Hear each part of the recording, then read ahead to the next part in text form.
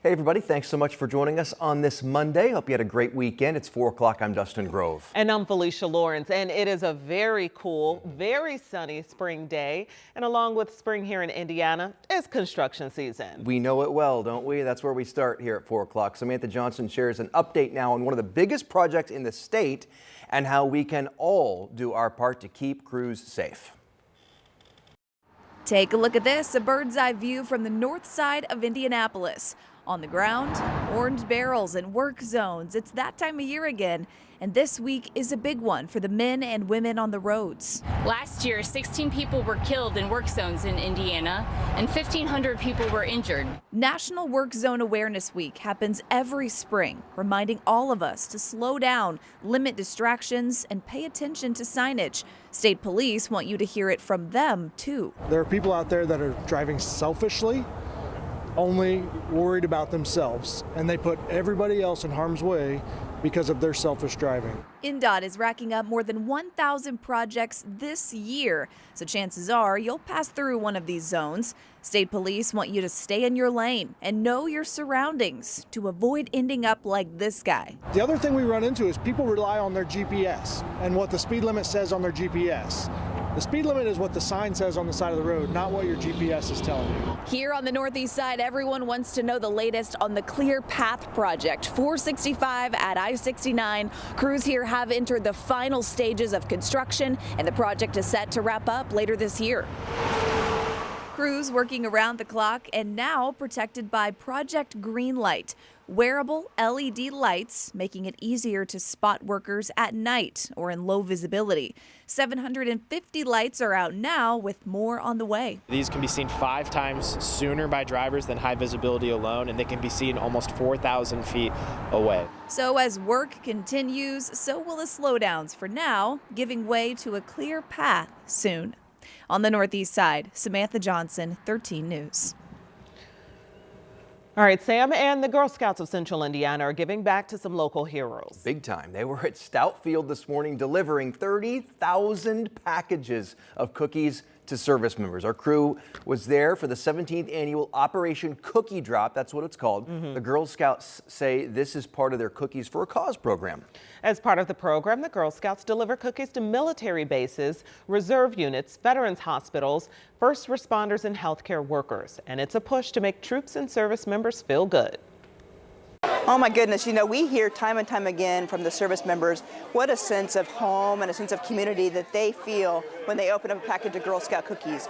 Many of them are deployed overseas time after time, and so for them to be able to get that package of cookies back is fantastic. They actually have said it makes them feel like America is right there with them as they're serving.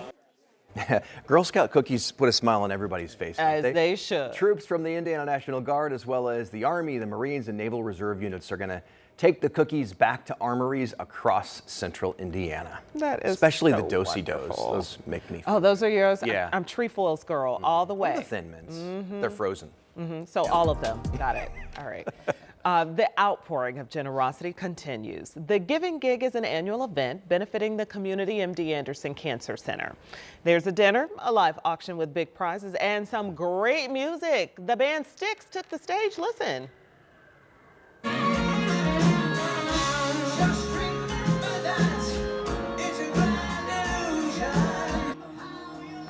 This year, the Giving Gig raised a record $2.4 million, and all of it goes towards helping patients undergoing treatment or recovering. 900 people attended, including our very own Anne Marie Tiernan, who emceed the event. Yeah, she did a great job. And didn't you go too? I was there, yep. Okay. I was there, and I got to tell you. How come nobody first of all, invited me? We did. Oh, okay. You were busy. Oh, I was working. You Never had mind. to work. Never mind. It was to watch the community come together like that, to support a cause like that. It's always incredible. And Styx, It sounded still great. got it. Man, Still got it. Sounded great. Yeah, necessary. Yeah. All right. We had to wear coats, but other than that, it was fine. Yeah. To get there because it was cold this weekend. You still had to keep wearing a coat. I posted it was the coldest 59-degree high Yes. I've ever had in my life yesterday out on the soccer field. Yep. That wind blasting even with the sun. It was fierce. We don't have the wind today, so it's still cool. But man, it's much more tolerable than it was 24 hours ago. We're enjoying the sunshine here, and we've had a few wispy cirrus clouds. Other than that, though, everything looking pretty smooth here. Going to be a nice evening. It's just not those 80s. Keep in mind, friends, we're in the middle of April, so highs really shouldn't be in the 80s. Our average now is in the mid-60s. We're about 10 degrees below that for the time being. There you go. The difference maker is that wind is light. It's variable. We are near 60 in Bloomington, 50 degrees in Richmond. A nice recovery from the frosty morning. I'll go over those lows in a little bit. Compared to 24 hours ago, we're pretty close to that same number. We've had a lot of sunshine across central Indiana. Expand the map here. Look what's happening back to the west of us. That's where our weather's coming from for tomorrow. It's near 63 in St. Louis. This is the air mass. You see over KC? That will be over us 24 hours from now. So that means we're going to be about 20 degrees warmer this time tomorrow afternoon. We got some storm chances to discuss, and we'll let you know about the next several days when the best chance for storms will be coming up here in the 7-day forecast. All right, Sean, thank you. State police detectives are now looking into the death of an inmate inside the Miami Correctional Facility in Peru. Records show 82-year-old Billy Wilson had been serving a sentence from a conviction out of Wayne County. Officials didn't offer many details other than their investigation into his death began Friday, and the county coroner there in Miami County will determine how he died. We're learning the name of a 40-year-old man killed in a shooting over the weekend on Indy's near South Side. It happened around 9:45 Saturday night on South Pennsylvania Street. And that's where police found Jason Valentine shot. He was taken to the hospital in critical condition. He later died.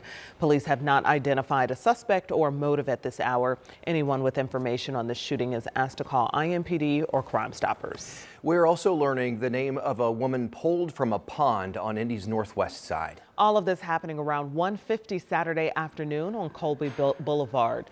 IMPD responded to that scene after firefighters were working a dive rescue. They say the body of 37-year-old Whitley Renee Sharp was recovered from the water with no apparent trauma. Now police are working on a death investigation to figure out what happened. And once we learn more about how Sharp ended up in the pond, we'll be sure to update you. A federal judge has ruled in favor of an Indiana man who sued the Trump administration. Now, he claims they pressured Apple to remove his app that shows ICE activity. Jenna Webster is on this story today. She joins us now. So this is his app. How does it work, Jenna? Yeah, his app is called Eyes Up. There's 3 main functions of the app. You can either upload a pre-recorded video, take a live video, or view photos or videos others uploaded. Now, it's not necessarily a live video. I'll explain why in just a moment. Mark Hodges from Brown County created the app last August after seeing people posting videos of ICE officers arresting and interacting with people. He says the app is a way to ensure the videos remain available in the future and says it's to, quote, document and preserve evidence of governmental abuse of power. But he also says this is not meant to be a political statement.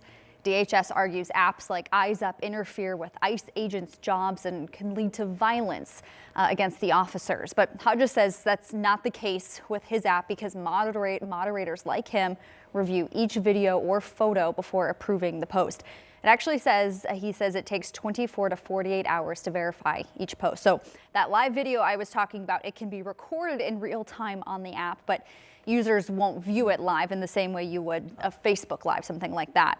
Therefore, Hodges says it's not a useful tool for tracking ICE agents' location or movement in real time. Now, his lawsuit argues Apple removed Eyes Up from the App Store in October at the request of the Attorney General and Homeland Security Secretary. Similar apps were removed around the same time, court documents say. So coming up tonight at 5:30, we're going to dive more into why Hodges says that happened and why a federal judge agrees it is a violation of his First Amendment rights. Okay, we'll see you at 5:30. Thanks for giving us a preview, Jenna.